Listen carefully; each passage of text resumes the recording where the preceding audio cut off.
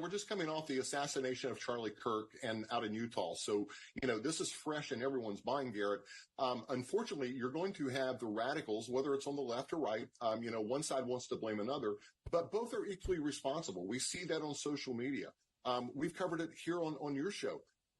So, it's not a great surprise that we see the arrest of this individual from California making overt threats to Benny Johnson and his family. So I think, unfortunately, we're going to see more of this in the future, Garrett. Pretty much put out whatever you want to. But here's a caveat to that. When you start writing personal letters or personal emails going to that targeted person that you're opposing or you don't like what he said or she said, freedom of speech stops. But let me tell you, from a law enforcement side of this, some of these are challenging to work. A lot of people are very savvy in terms of how they're sending their mail. We know that there's cameras just about everywhere we go. So if you're dropping this off at a local post office or a post office box on a street, there's a pretty good chance there's a camera nearby that's going to capture that. But here you go again. If you're not leaving any latent prints, something identifiable to your person, or a witness, some of these are challenging to work up and actually affect an arrest. I'm glad you brought up the fingerprints, because I think that was one of the interesting things about this case, because they were able to trace this back. They're just pinning a letter and sending it without using latex gloves or any type of covering on their fingers. So very stupid on that guy's part, but that shows how radical he is. In terms of forensic evidence, it solved and basically brought this man to justice. As we heard that presser from the U.S. Attorney Pam Bondi today, that case was solely made on latent fingerprints that the arrestee left on that letter and perhaps the envelope that was sent to Charlie Kirk's person.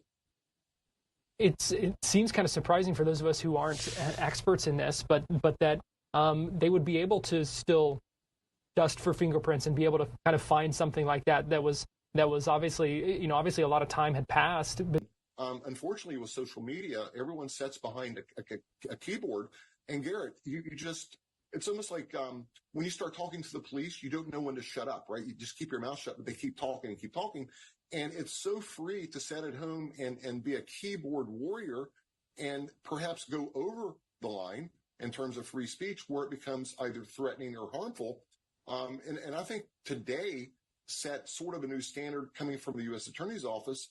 They're not going to tolerate any of these threats. And, the Attorney Pam Bondi pointed out from both sides of the aisle. So it doesn't mean if you're a Republican, Democrat, or independent, if you're out there espousing threats like this, they're going to investigate you. They're going to find you. And according to the Attorney General, you're going to be held accountable and go to jail. Well, and they're going to have their hands full because we do see a lot of that on social media.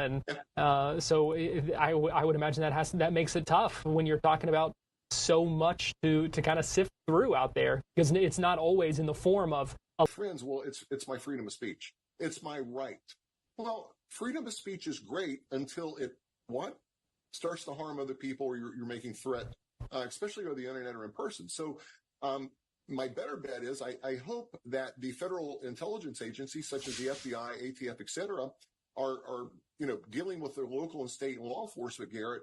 And these fusion centers, which are located throughout the U.S., are collecting the data on these potential threats. And, hopefully they'll start getting some knocks on the doors to sort of tamper that. If you're sitting at home and you're scrolling on social media and you see something that just doesn't look right, and it looks like some radical or whack job that's you're not sure if it's a threat or not. If you perceive that as a threat, pick up the phone and call the authorities. You may save someone's life. You may save someone from actually getting their home burned down or getting shot. There's nothing wrong with reporting suspicious activity like that. And I think, Garrett, until we start doing that, it's not going to change. Well, and to your point, the Attorney General also recently, here in Florida, launched that portal where people can submit, tips to make it a little bit easier for people to do that. So I appreciate you raising that point. Thank you so much. Jamie Copenhaver, former sheriff's detective and investigator. Always appreciate your time and expertise, and thanks for joining us here on Florida Live. Good to be with you. Thank you.